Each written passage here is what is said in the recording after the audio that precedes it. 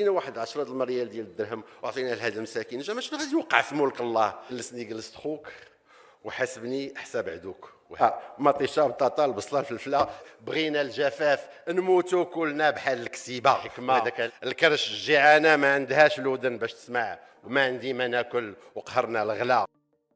رئيس الحكومه المحترم مره اخرى كيحضرني واحد المثل مغربي دارج كيقول جلسني جلست خوك وحاسبني حساب عدوك، وهذا كنايه على الصدق في الكلام والمحبه اللي كنكنوا لكم.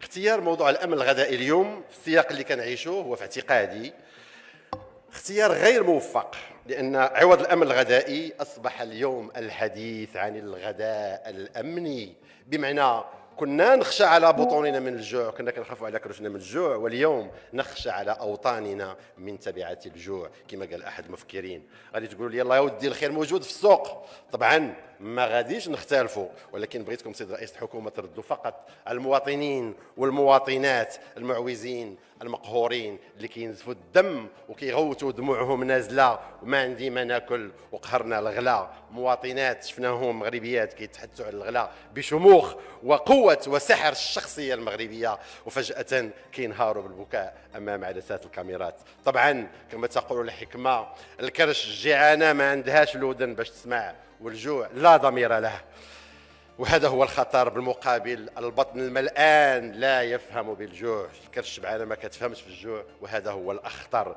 جدودنا تعرفوا بجيش المقاومه والتحرير، قوم المعمر من اجل الحريه، واليوم خلقنا جيل جديد، جيل المقاومه، ضحايا التحرير، تحرير المحروقات، جيل يقاوم الغلاء من اجل البقاء. التحرير اللي نجحنا فيه في جميع المستويات إلا في قطاع المحروقات. فكيف نفسر هذه الأطروحات لشعب يعيش الويلات؟ الحقد المجتمعي وصل لدرجة أن مواطن مغربي، وأكيد أنكم سمعتوه، كيغوت بغينا الجفاف نموتوا كلنا بحال الكسيبة، وهذا كلام خطير خصنا نوقفوا عليه. المغاربة عندهم يقين أن توزيع ثروات البلاد غير عادل، وأن الحكومة ما كتنتج الثروة، فقط توزع ما تبقى منها على المحظوظين والمقربين.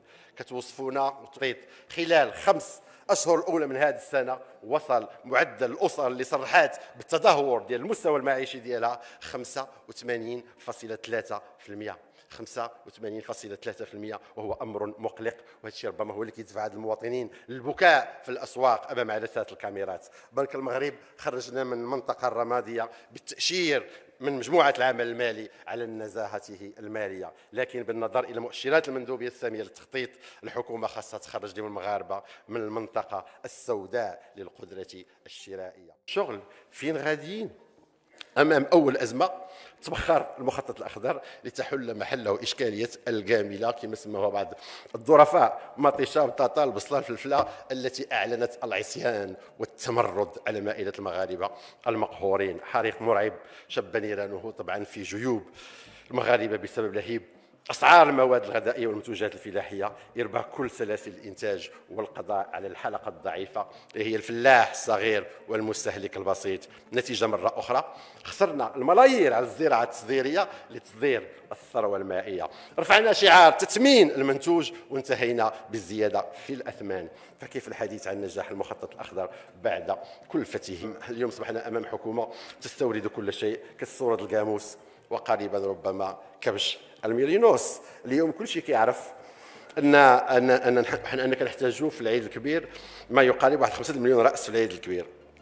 الا ذبحنا هذا المخزون مليون اللي عندنا اليوم مباشره، وانا كنقولها لكم اليوم مباشره من بعد العيد الصغير ان شاء الله، العيد الكبير ان شاء الله، ارتقبوا الاسعار والاثمان فين غادي توصل. وانا كنقول لكم راه ما غاديش ينزل اللحم على 120 درهم مباشره من بعد العيد.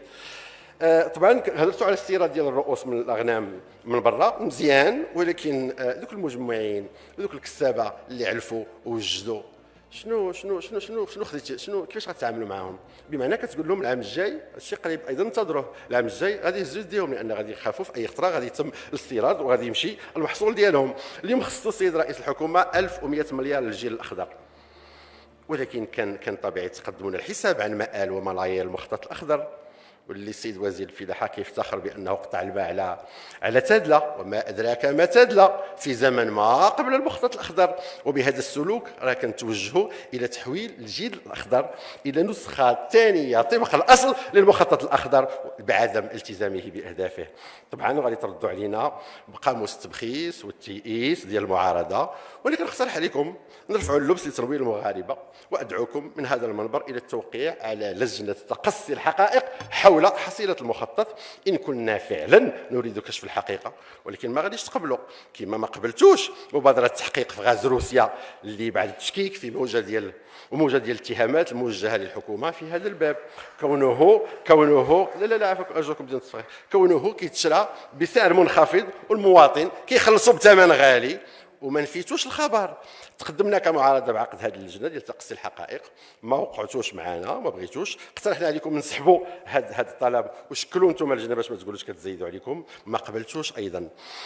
الغريب انهم ضحكوا على المعارضه وسخروا منها لانها فشلت في تجمع التوقيعات المطلوبه، صحيح، ولكن اللي نجحت فيه المعارضه هي من خلال مبادره قانونيه دستوريه في التجاوب مع نبض الشارع ومع اكتواء جيب المواطنين المغاربه.